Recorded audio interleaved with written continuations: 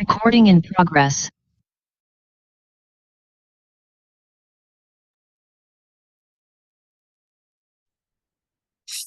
All right, thank you all. Appreciate you all being here. Welcome to Interrupting Racism in the Food System. Let's get started. Sherry, I'll pass it to you. Awesome. Thank you so much, Justin. I am so honored to be here, introducing and moderating this panel of speakers. The folks who are going to be sharing with us today have decades of both research, lived experience, and policy experience, thinking about, talking about, and working with communities to seek solutions for promoting health so that all communities can thrive and experience the best nutrition-related health possible. So we're going to be hearing from Dr. Angela Odoms-Young, who's Associate Professor at Cornell, Dr. Leela Siegel, who's Community Health Specialist at University of Illinois Extension, and Dr. Dalen Dufelmeyer, who is the director of the Chicago Partnership for Health Promotion, a SNAP-Ed program run out of the Office of Community Engagement and Neighborhood Health Partnerships at UIC. So we're so glad that all of you can join us. And as Justin mentioned, this is really meant to be a workshop format. We're going to hear a little bit of the background and the context, and you'll hear a little bit of what the group has done, but we're really most interested in hearing from all of you. So unmute, ask a question, drop a question in the chat, and we look forward to your participation in this conversation. So with that, I just want to give you the opportunity to communicate via the Padlet. So we do have a couple of questions, and there's a couple of questions, kind of get to know you questions, but there's also some questions about what you might want to see happen as we move forward past this session. So please do go ahead and click that QR code and share with us a little bit. And with that, I want to go ahead and turn to Dr. Angela Odoms-Young for our context and what brings us here all today, kind of the convening that kicked off this conversation. Thanks so much, Sherry. And it's really exciting to be here and talk about the convening, but also, of course, I worked in Chicago for most of my career and a native Chicagoan, and only have been, I've been at Cornell for about 3 years with the lens of continuing the work that we're doing, not only in one local area, but having a national lens towards addressing racism in the food system. So I can talk a little bit about how this was conceptualized. Sheila Muhammad from S Impact Consulting, who I had known for many years, worked in Chicago, had worked in philanthropy for the Staines Foundation, also for Oprah's Angel Network, worked at the city, worked at Shore Bank, focused on early on with Fresh Moves, the development of the original Fresh Move solution. We had had many conversations about the potential of looking at leveraging sort of a lot of the capacity that exists both within the city and nationally around looking at racism in the food system, and not only looking at racism, which is sort of like a thing that a lot of times we do, we consistently look at the challenge that we're facing. We wanted to bring some folks together to think about solutions. So we were able to bring about nearly 300 folks from across the country to think about those solutions. We had some folks from the USDA there, people that were local to Chicago, as I mentioned, were a big part since we actually held the convening in Chicago, but also bringing academics, government, practitioners, farmers from across the country to talk about this idea of a food systems revolution and how do you center sort of equitable framework in thinking about a decolonizing the food system. And so it was about 85% Black, Indigenous, people of color, Latinx. So it was really centering on BIPOC populations and others that really were in close connection and relationship with these communities. So we wanted to center the lived experience, really foster collaboration, have this idea of power sharing. How can we leverage power?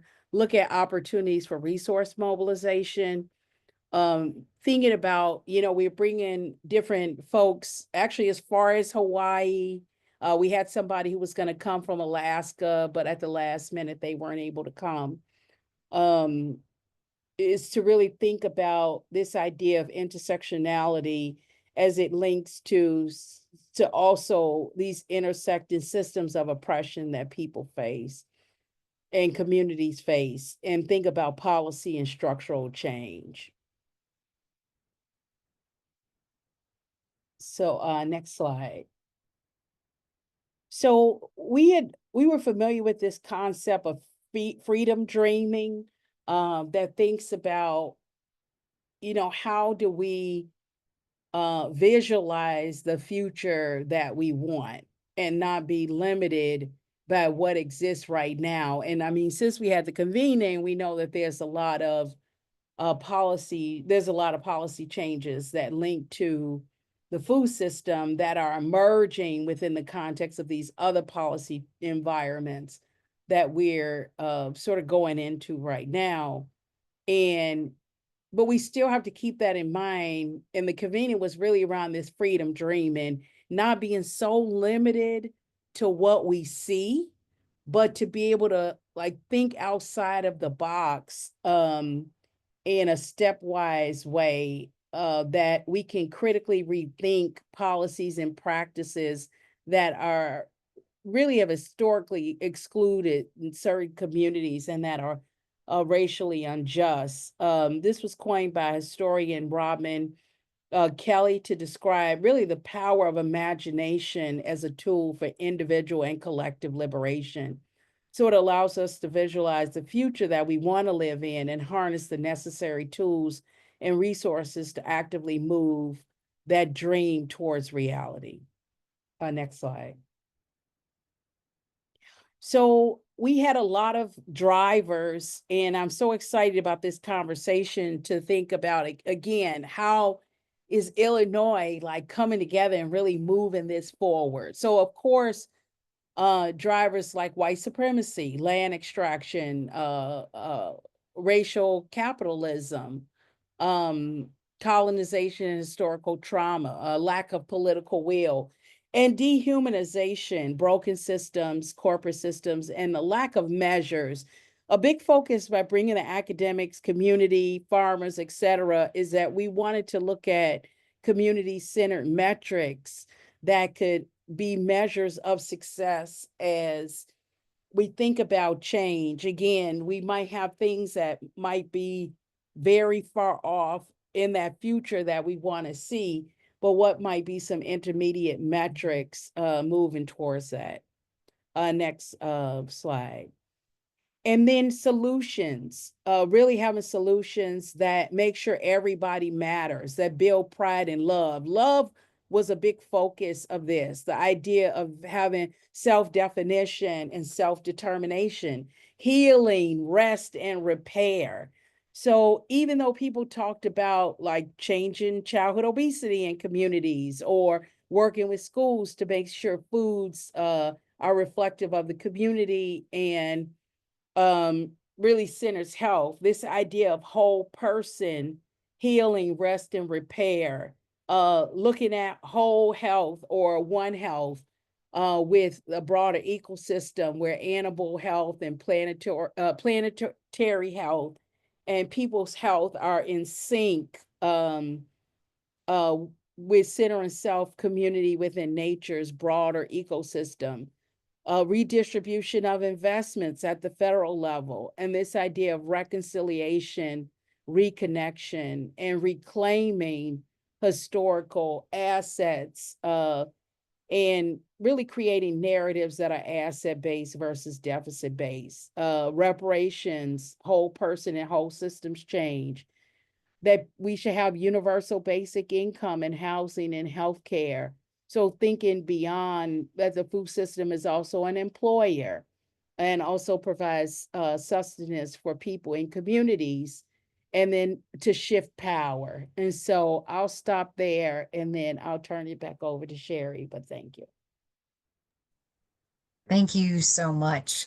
And with that, we want to kind of invite you into some of the preliminary conversations that happened within Illinois after a group of folks had attended the convening and said, we need to keep this conversation going. We need to get specific about what this could mean for Illinois. And so with that, I want to invite Dr. Dalen Duffelmeyer to share with us a little bit of the work that he has been spearheading. All right, thank you so much. I'm actually going to toss it over to Dr. Siegel, and Dr. Siegel is going to jump in, and I'll come right behind her. Yes, thank you so much, Dalen. We switched around a little bit here.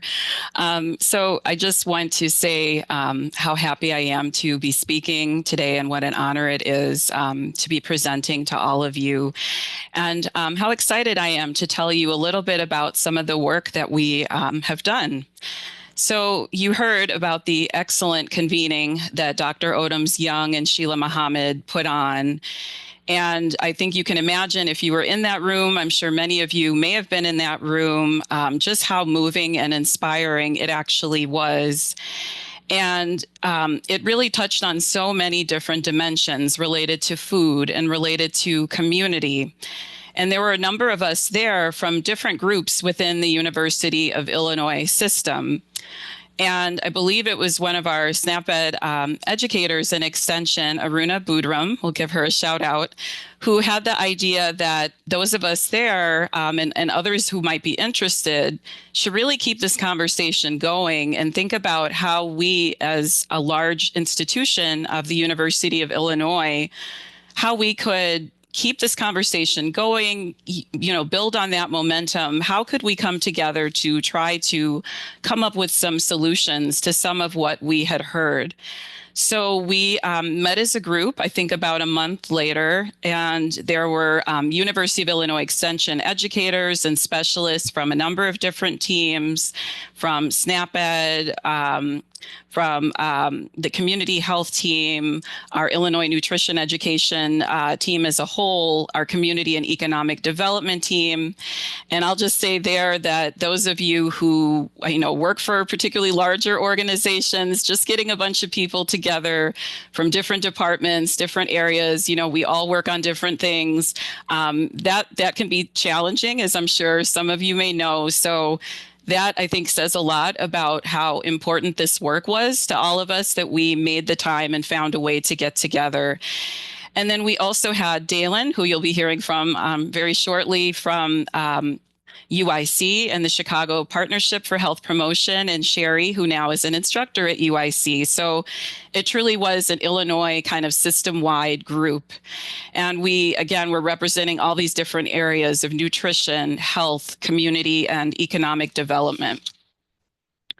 So we kept meeting, we met monthly, and we eventually divided into two different subcommittees to tackle some of this work.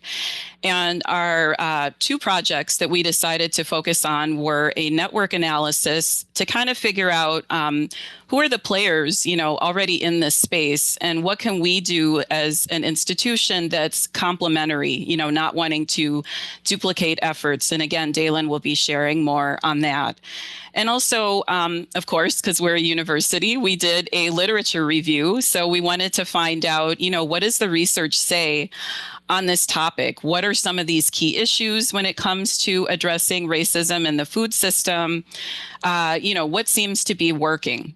So I'm going to tell you just a little bit about more of that literature review process now. So one of the challenges with this literature review was just narrowing down the scope of what we were going to cover. as you heard from Dr. Angela Odoms-Young, there are so many things that came up during this convening. You know, environmental racism, land dispossession, racist zoning laws and practices, USDA policies, urban agriculture. So, you know, we knew that we couldn't cover everything in our literature review. So we essentially took a AI generated transcript of the meeting that we had, and we each read through the transcript to identify some of the key themes that we thought we would like to include to cover in this literature review. And then from there, we generated the outline, which you can see. That's kind of the loose outline there. And we organized the topic areas into these 4 broader categories of the food system: food access and insecurity, policy and legislation, and community response. We also made the decision that since this was the University of Illinois as a system, that we did want to cover the entire state of Illinois. So we really wanted to do a literature review on practices in the food system within Illinois as a whole. So we wanted to look at things like Illinois' agricultural history, and some of the institutional racism that has shaped that history. And there, from there, we examined many aspects of food insecurity and access, including the often lack of fresh and healthy foods in BIPOC neighborhoods, and the environmental racism often perpetuated on these communities as well. We examined some of the policies that have negatively affected the health and agricultural practices of people of color, particularly USDA policies. And then to end on a high note, we examined the community response, this long history of resistance movements. What have communities of color done to fight back? How have BIPOC communities not only managed to survive, but to thrive despite the odds? What are some of the resistance strategies that have worked? We found examples of organizations doing innovative work that perhaps could be replicated and amplified. And we also started to generate a best practices document based on some of these organizations and the findings from the literature. So now I know that you're probably waiting for me to tell you all of what we found, and unfortunately we don't have the time to do that today. But I will share with you just some of the best practices that we discovered, how this relates to our work with the university and to me personally, and how we're hoping to engage many of you around this work. So what struck me most personally, both during the summit and doing this literature review, was just how painfully obvious it was that the extreme inequality in our food system is completely intentional. And the reason that it was obvious that it was intentional was how pervasive it was. When it comes to understanding, measuring, and interrupting racism in our food system, what I came to learn is that it's everywhere. It impacts literally every aspect of the food system. It impacts who is able to get a loan to buy land and who's been removed from their land. It impacts who has the resources to get farming equipment and who can't legally grow food because of zoning laws. And these, again, are all impacted by racism. It impacts who lives in an area where what they grow may be contaminated because it's land next to an old factory, which of course deals with environmental racism. And it impacts who live somewhere where the only produce that they can find is brown and wilting, but if they get on a bus and go 30 minutes down the road, they can get fresh produce. And of course, that relates to race and economic racism. And so since it's so pervasive and affects so many aspects of the food system, it's going to take a robust response to make an impact. It's going to take a focus on food sovereignty, remaking the food system by those who are most impacted. It's going to take growing and supporting community-based approaches such as urban agriculture. It's going to take policy change to change land use policies and zoning ordinances to allow communities of color to have greater control over their food again. And it's going to take education, nutrition classes, gardening instruction, economic development education, etc. And so this is why personally I'm so excited about this work and where I feel that the University of Illinois has a potentially important contribution to make.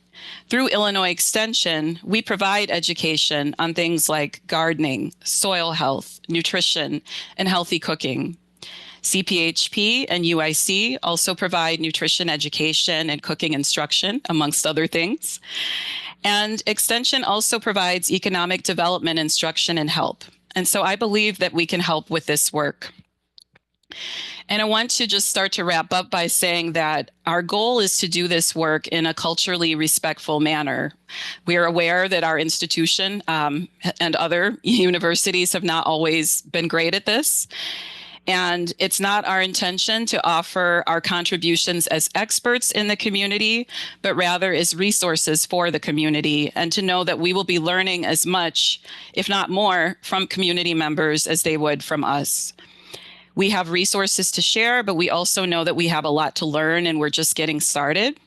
And we're passionate about this work.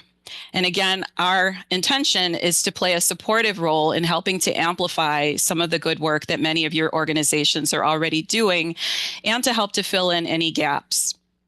And again, personally, I went into nutrition to help improve people's lives in a practical way since everyone eats. I know the power of food as a giver and sustainer of health and also as a convener of community. And it's going to take a community solution to turn this around, and we want to be part of that community. And so again, I'm just happy to be here with you all today, and I look forward to learning how we can work to transform this food system together. And with that, I'm going to turn it over to Dalen. All right, thank you so much for that. These are two tough acts to follow. So I'll let you know you've seen the best. So now you'll just get the rest. I also just want a quick nod, Ramadan Kareem, and Happy Lent for those observing. It can be tough to make these sacrifices. We have only a few minutes, so this will be a bit of an abridged version of what's going on. But I wanted to talk a little bit about kind of, how I got into it and consequently how we got into the network analysis. But before I do that, I also just want to really encourage, if you have questions or anything like that, feel free to put them in the chat, jump on the microphone and ask them, even if it's not about this section, if it's about something you've heard. We're totally responsive and reflexive to what is going on. So yes, feel free to do that. While this will be abridged, I still do have to go back a few years to COVID-19, when the world shut down and we had our first go round with the orange clown. To try and keep, a long story short, the way our food system was structured right now, is really what planted the seed for this work years ago. Huge agriculture business, monocrop farming, big players, Tyson Foods, having strangleholds on the food system. It was very clear that any disturbance in the food system would have huge ripple effects in far off places. You can think, like butterfly effect in the early 2000s movie. So when huge swaths of people were getting sick, factory workers took the brunt of the hit. The food system, wasn't immune to this, right? The Tyson factory food workers and so on and so forth. Food production was short, especially processed packaged food that's widely distributed. So if you keep that in mind and you think about like the food space in Chicago, if you all are likely local, Chicago Public Schools serves roughly 270,000 meals a day, every day, Monday through Friday, 270,000 meals. That's unfathomable. It's almost so unfathomable, it seems unreal. But there are other school districts that serve 5,000, 10,000, 12,000 meals a day. Now, if you think about the scale of even those numbers, it's mind-boggling. You think about the food, the school lunches in general, how many meals are served every day across the country, the coordination of that, the dependency on this fragile food system.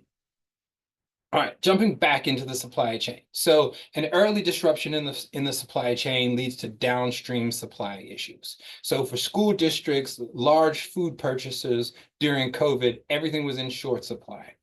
And in many cases, some things were not in supply at all. There were reports of school districts not being able to serve lunch. And also, if you work in Chicago and in any kind of working with low income folks anywhere, you realize that some people depend on these meals, right?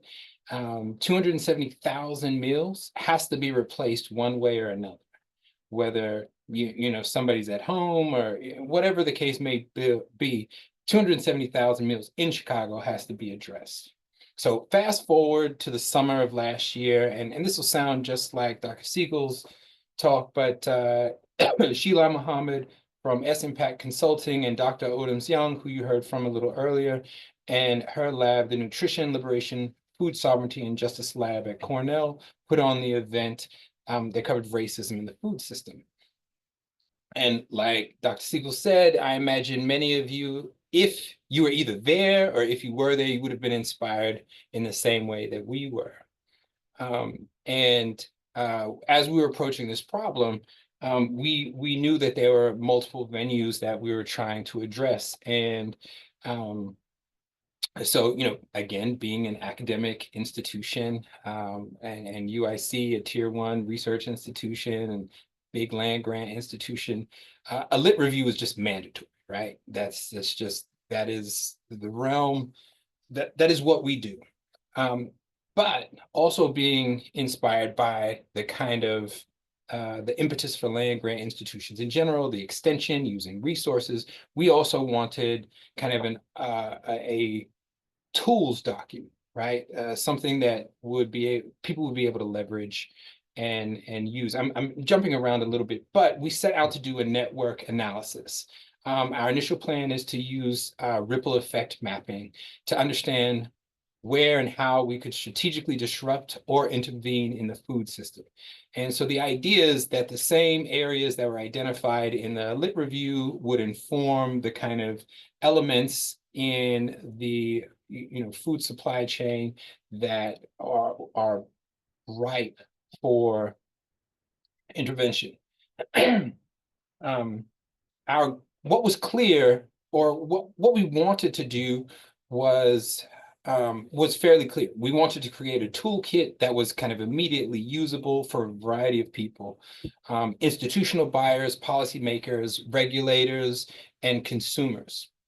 However, the little piece that wasn't quite clear, and I'll speak only for myself because maybe it was clear to all of my colleagues, but for me was like, what was that top purpose, right? We attended this conference, interrupting racism in the food system, but as we're trying to think of solutions, it was like, okay, do we strengthen the food system or do we address racism, right?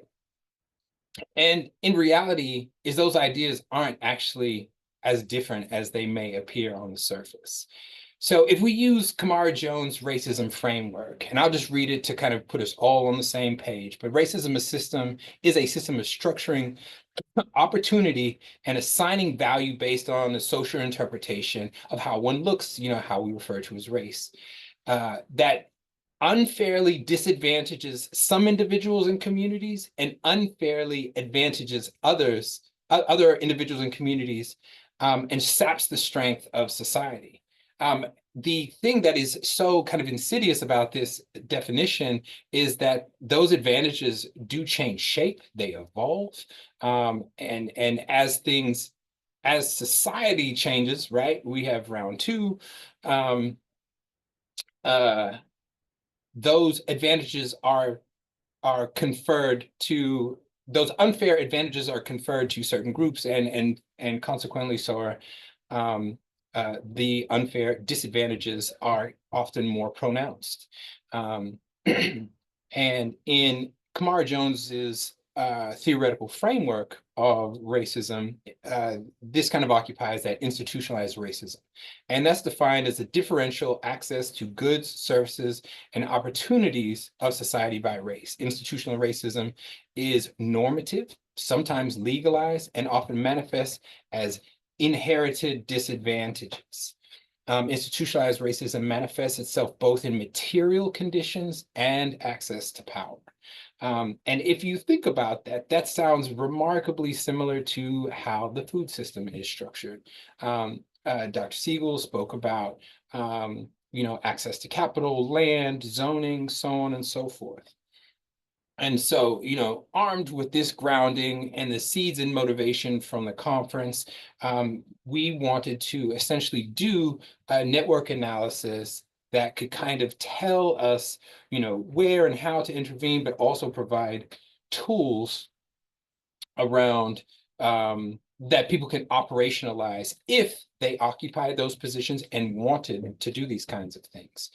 And we are not finished, so we don't have the toolkit, and I can't say, hey, here's exactly what you got to, but we are working on it. One of the key areas that we are thinking is going to be particularly useful is this kind of complex, supply demand and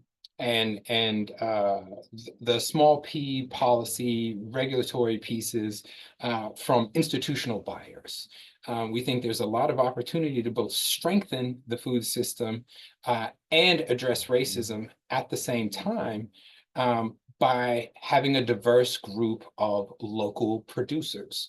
And that's kind of simple in explanation, but hard in practice.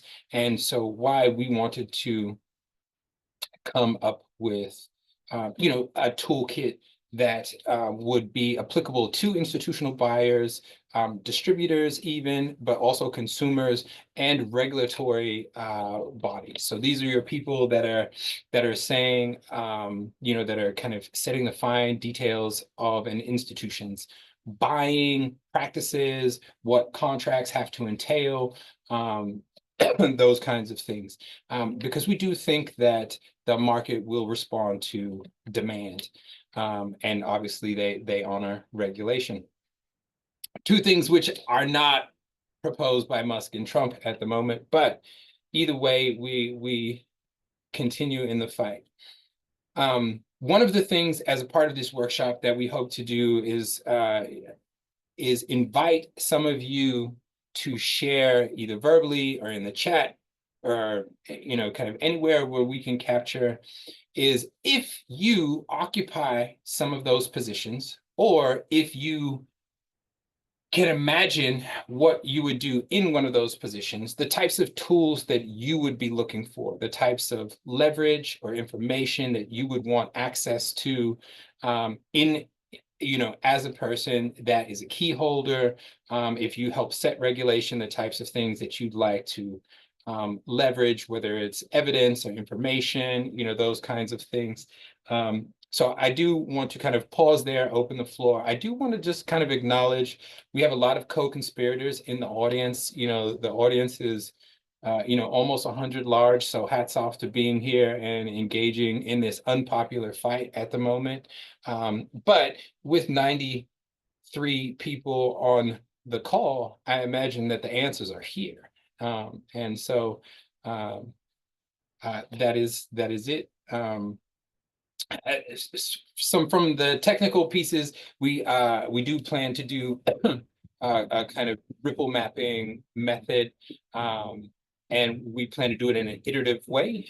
We have analyzed the networks in Illinois at the moment and have a group of examples of buyers for each of these elements and stages here, what they do, how they contribute, that kind of stuff. And what we would like to do is actually interview some of these people. So if you have connections and relationships, feel free to share. We want to get some of these people in the room and pick their brains and your brains as well. So anyway, I'll pause there and feel free to go ahead and come off mute, jump in the chat, ask questions for any of us, any ideas that are not clear, anything that needs to be unpacked, let us know. And thank you for coming.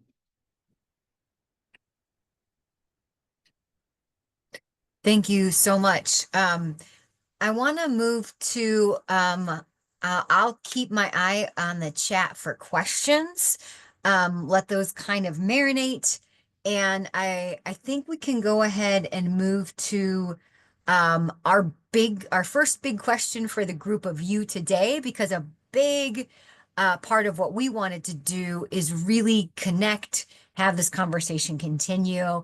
And so one of the big questions we want to know from you is, what information do we lack in providing a comprehensive overview of the food system and the racist practices that we know are operating? So I'm seeing in the chat, all right, folks from CIFPAC who are doing values-based procurement in Chicago and Cook County. Awesome. Thank you for that. Dalen, do you want to take a look at Ola's comment about the map or the table of school district readiness?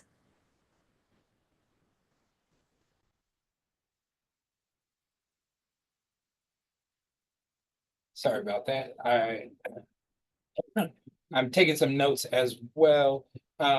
So is there a map or table of school district readiness with the variables?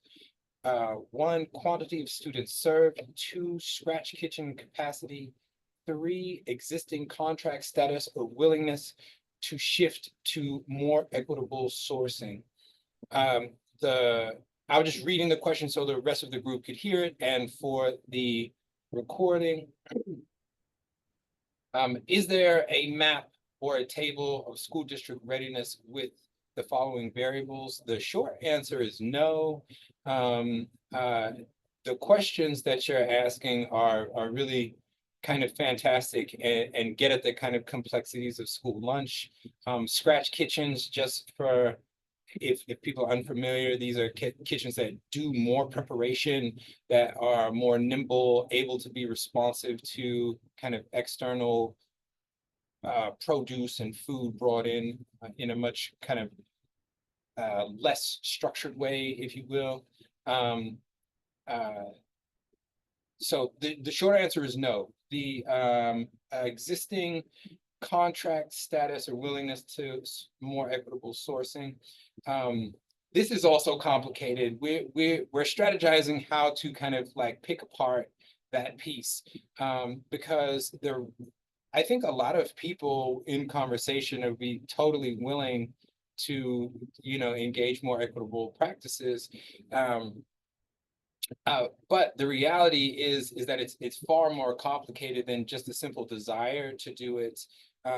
The food system is structured in such a way that most of these requirements are really difficult to meet. And so you have such a few limited producers that can actually honor those types of contracts. And so this is where you get into that the distributors element. There's only a handful of people that can do the contracts. The contracts at CPS often switch between Aramark and Sodexo. I think since I've been here, they just trade. 5 years it's Aramark, 5 years it's Sodexo. And they actually even just trade the people. The people that are the contract people just end up working for the next person. And I may be talking out of turn, so don't quote me on that. But either way, those ideas are very important, and having a kind of transparent piece of that would be very useful. The other complexity is that across the state of Illinois, those things are so vastly different. Trying to put Chicago on the kind of same map or process as some of the smaller counties in central or southern Illinois are just vastly different. They need different strategies, they need different work to happen, and you know, the motivation is different as well. Sorry, that was a really long answer. Thank you for that question, and just kind of putting that on that radar of a resource that may need to be developed. And another resource, Dawn, in the chat, talking about mapping Chicago's grocery store access outside of schools and thinking again about those layers and what the environment looks like right around schools. Does anybody want to talk about what that might look like? Defining zones around schools and looking at, that Walmart does not solve a food apartheid zone, and thinking about the deciders and the aldermen and how racism is being perpetuated in that kind of economic infrastructure and development. You know what, can I add to that, Sherry? It's so interesting because I think the metrics and measures that we talked about before, because the beginning of the metrics and measures around what was the food desert classification really pushed that idea of a retail solution, not a community engaged solution. So if you just, it's like counting widgets in a sense, you know, if you're counting grocery stores, even not even looking at the quality, who owns it, all of those things, you can't have a more holistic definition. So I think that what Dawn mentioned is such an important, and I know Oren is on here somewhere, but we have talked a lot about that, about the idea of that metric shaped a lot of that conversation. I would just, of course, add to what Dr. O said that one thing that was very clear from the literature review, from what we've done so far, and that is still ongoing, I should say, is that opening grocery stores in areas of food apartheid as the sole solution, just again, looking at the literature, does not seem like, you know, the best solution. A lot of the stores end up closing.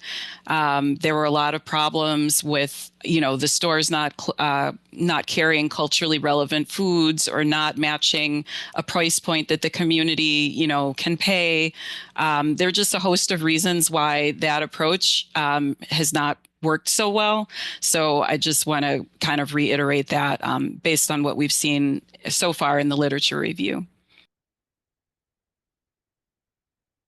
Okay, and I just want to try and address and call out some of the elements in the chat. So Shirley Boris has put in the chat the Hunger and Health Summit on May 7th. We will do a bit of a deeper dive into some of these issues as well. This is a great thing. Come check it out. It's at Kennedy King College. I'm sure some of you already gone there. The idea that our state is big and diverse and we could set an example nationwide is actually one of the things that motivates our group as well. We think that a lot of states kind of operate in really similar ways. You know, a couple of major urban centers and then, you know, otherwise pretty rural and pretty diverse. So yes, that's definitely a thing. We think if we can solve it. Our state also is kind of unique in that we're long and narrow. And you're like, so what? Well, what it means is that like Southern Illinois is in a different climate than Chicago. And so the growing season in Illinois is different based on where you live. And that definitely impacts how quote unquote local things can be and kind of what that means. Okay. Yeah, and just again, trying to nod to some of the chat. For some reason, when stores close, it becomes the fault of the residents when the issue is that the model wasn't sustainable to begin with. I'm just going to call out a couple of the things and then go back to all of them. The same companies who provide inedible foods for the incarcerated are feeding our children. Do incarcerated not deserve good food? These companies serve multiple sectors, serving both schools and prisons. It's not the issue. If there's advocacy for change, it should apply to everyone across the board. Yes, so we are in a society of blaming the victim. There's no doubt about that. That is our norm. You know, you're not a billionaire because you just weren't a genius enough. That's it, right? And so it is tricky, right? To say that like, oh, we can count widgets and solve the problem by just plopping a Save-A-Lot in, you know, the former Whole Foods on 63rd. And, you know, that's all you got to do, just another grocery store. It's just so much more complicated than that. There are, as everybody's mentioned, there's so many small elements. You have to address food culture. What types of food are we not eating because they're not a part of our food culture that could be grown in our climate, and so on and so forth. So why our food system is fragile is because there are a lot of narrow inputs in a very narrow chain. And for it to be stronger, if you think about a tree root system, there's not one tree root, you know, there's not two tree roots there. When the tree root grows, it's very, very wide, right? And then immediately goes up and narrow. It's hyper local, you know, like tree roots don't outsource their roots to another thing in another neighborhood, and so on and so forth. And so like, a component of addressing the food system, it does need to have a huge local element. It does need to be diverse. It needs to have tentacles going everywhere. It needs a little bit of everything. But that's hard to control, right? And this goes back to the comments of Sodexo and Aramark and these types of things, trying to source from such a diverse group, people with different skills. You know, maybe a farmer is also answering the phones, but doesn't answer the phones until, you know, they're done farming, so on and so forth. Is no doubt it is complicated.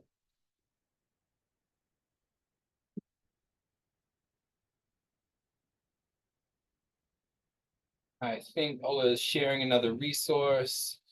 Happy to share the USDA food map that accepts SNAP and farm stand map layers.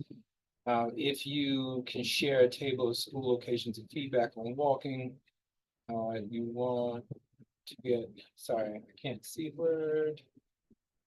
As sufficient access, we might be able to start getting the process showing some of the access levels. We can make a key, for example, schools that have full service groceries, farm within a radius. Yeah, I think like Dr. O had this freedom dreaming.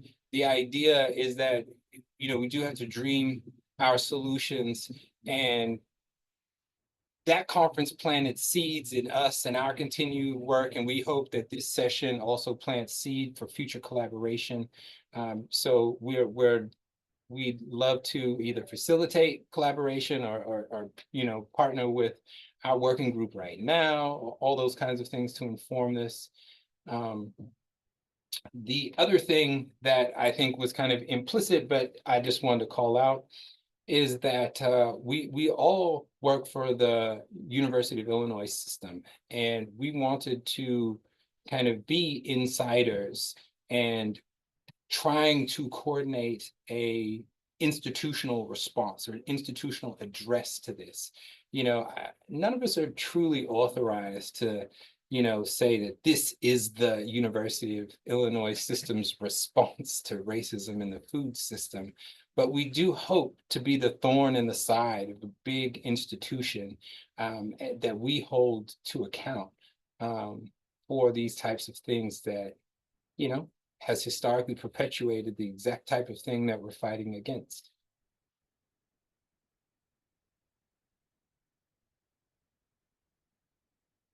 I guess we do have other questions, Sherry. Yes, so actually, could we move back to the last question? I think we still have time, because I would love to hear even and thank you for those who've shared in the chat about specific tools.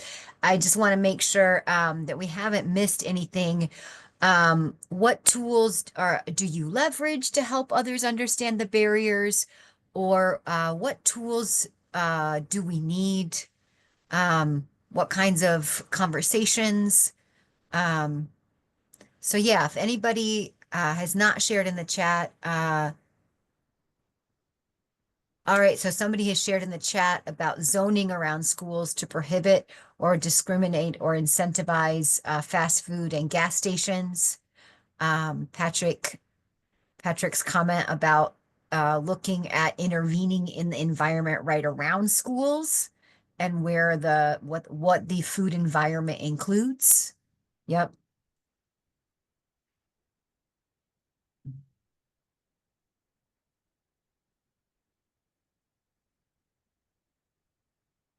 All right. And Dalen, do you want to call out Oren's comment? Yep. So Oren has put in the chat, a thing that is absent is the disconnection between heritage food, cooking, etc. In other words, we must reverse the disconnect that social engineering has created that makes cooking, gardening seem abnormal. Food culture, this same thing is happening. Food culture as a revolutionary act, a huge task that requires an expansive view of food and food literacy growing through cooking and eating, not to mention the connection between soil health, healthy crops, and healthy people, and food as medicine.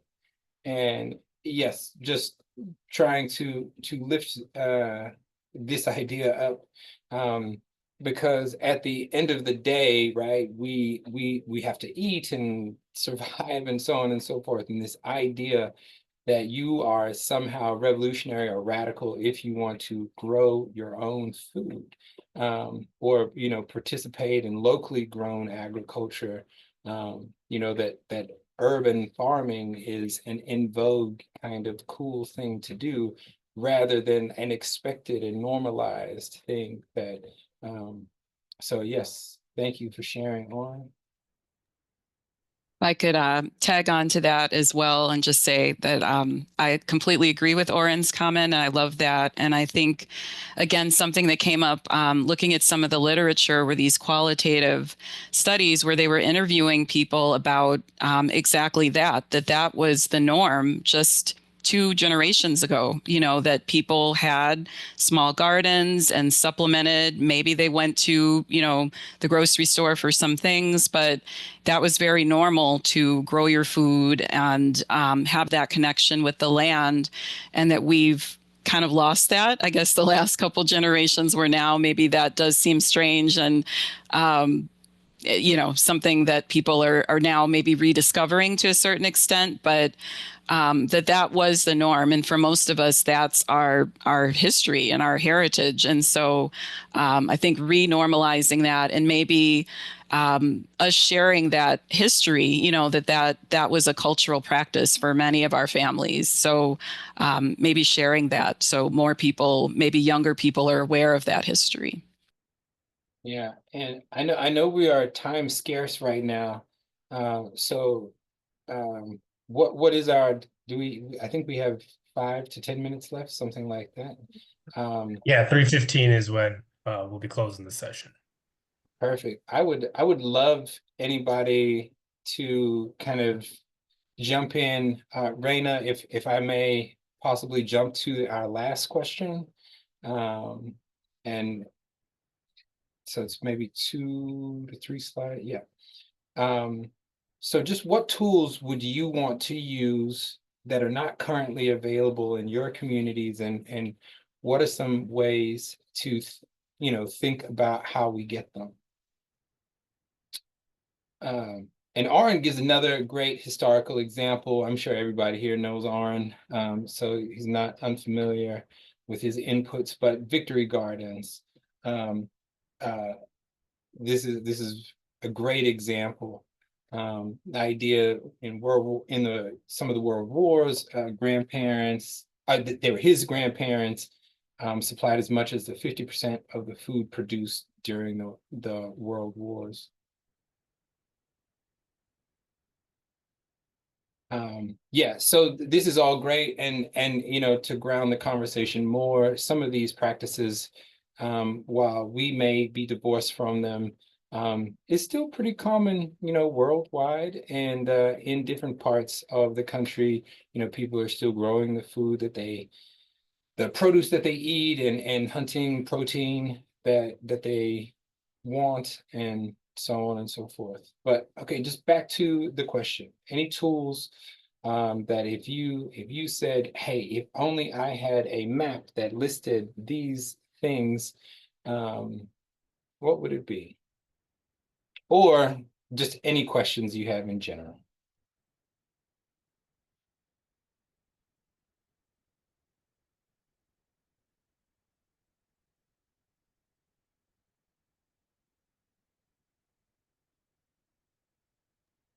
Also want to take this moment to call out if there's work that somebody is doing that you want to share or put in the chat. Part of this conversation is just increasing those connection points. So also want to encourage anybody to share a little bit more about the work that you're doing or a tool that you might be using.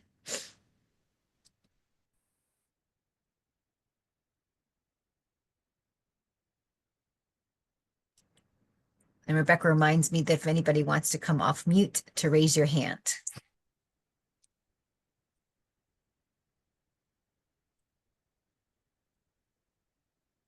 I'm driving. Can you hear me? Yes. Oh, sorry about that. I'm transitioning from one place to another. This is Dawn Marie at Voice of the City. We have a program called Design, Build, Grow, Eat, and we're working with youth. So I feel like this conversation is very macro, but on a micro level, we're working with youth on the connection farm to table, but also on their own food traditions, and asking the question of who has the special foods like that you think of as being your home food. Is it written down? Is it something that just an elder knows? And to have them start asking the questions of how do they make it? Can they be with them when they're making them, so that those traditions are passed down? I really like that idea. That touches on so many things. You know, family history, culture, all of that. It's a thing to rally your family around, getting you know, historical foods, cultural foods. I think a great idea. I see Dale Kane with a hand. I can talk now? Yep. Okay, hi. I recall several years ago, each community had like a portal and where they can list things and resources and the happenings. And I would really like to see something around food and gardenings and farmers market, like a local place that you can go to in, and I believe all of the communities had one. Um, they're they're not updated as well as they used to be when they launched, and I don't know if they're still active, a lot of them, and especially in the communities with the food deserts, and now they call them food swamp, a term that I've been on a couple of forums that they have made reference to in certain communities. So that's something I would like to see, and that if all organizations could highly promote it to encourage residents to use that as a resource. And to Thank you for find, sharing. you know, and to find farmers markets and to find pantries and, you know, resources like that around food. Where to go for a free class. They're out there, but I say often we just don't know about them until you stumble onto it. And just as a quick nod to this question, there is a resource called Illinois Food Finder. Oh, If you Google that will give you tons of food resources around the state of Illinois. It is dynamically populated, so it's reviewed very often. Lots and lots of free food resources in there as well. The Illinois Food Finder. Illinois Food Finder. Is that .org or? I will drop it in the chat. Find Food Illinois. Somebody just put it in the chat. Thank you. And before we get to our next questions, I just want to give us, we've got about 3 minutes remaining in this. I'm going to go ahead and launch our summit session feedback poll for people to continue to engage, give us her feedback while you also engage in the closing of the session. Lucretia.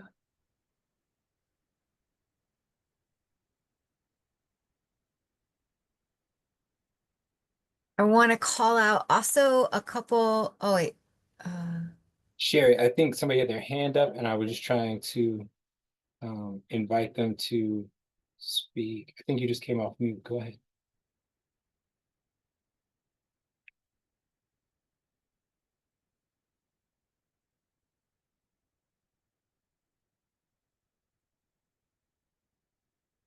Lucretia Burtz. Hi, I was having technical difficulties. I'm so sorry. Oh, no I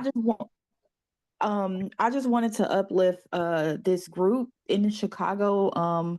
I don't know how they refer to themselves. I think it's the Peace Book or Time Exchanges, but they're interested in, getting started in community gardening, and they want to leverage people volunteering their time to help get things done. And especially because we struggle with, money in our community. So we can't pay people via, cash, but we can, exchange goods and favors via time. So I just wanted to uplift them because I know that they're looking to collaborate with folks around community gardening.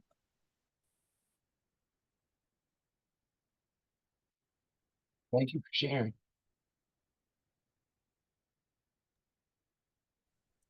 as we are getting ready to wrap up, I want to draw everybody's attention. There's a few more contacts that are shared in the chat.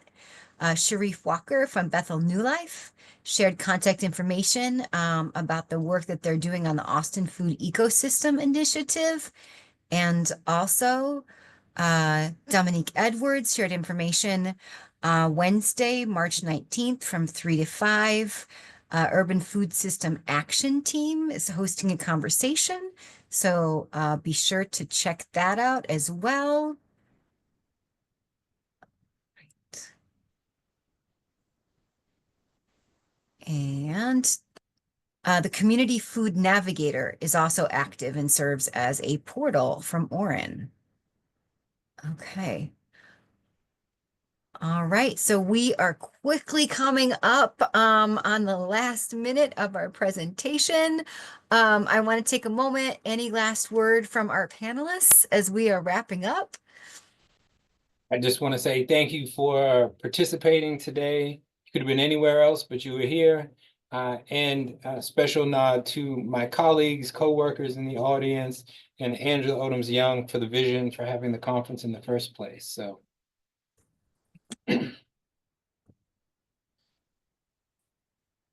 Absolutely. Justin, go could we ahead. get the chat if that's available? Yeah, I have an email teed up for you all. Perfect. Great. Thank you all so much. Thank you all. Appreciate it. Thank you. Thank you.